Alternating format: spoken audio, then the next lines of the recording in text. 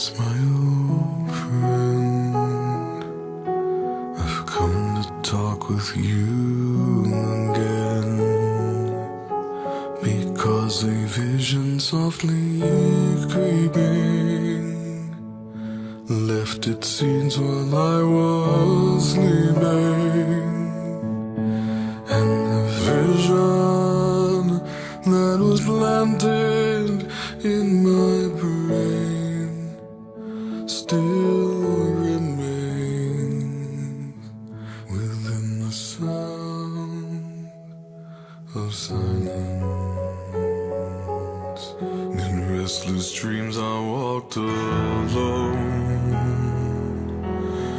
narrow streets of cobblestone, neath the halo of a street lamp.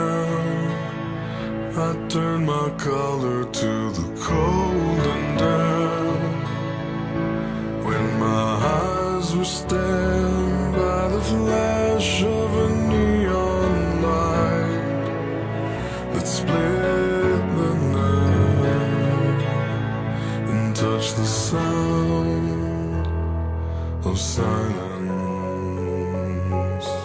And in the naked light I saw 10,000 people, maybe more. People talking without speaking, people hearing without listening, people writing songs and voices never shared, and no one dared disturb the sound of silence. Fool, said I, you do not know. Silence like a cancer grows. Hear my words that I might teach you. Take my arms that I might reach you. But my words, like silent raindrops, fell and echoed in the wells of silence. And the people bowed and prayed to the neon god they made.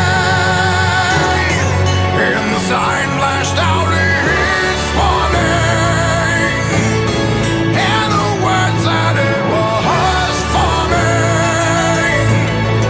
And the sign said the words on the prophets are written on the subway walls and tenement halls, and whispered in the sound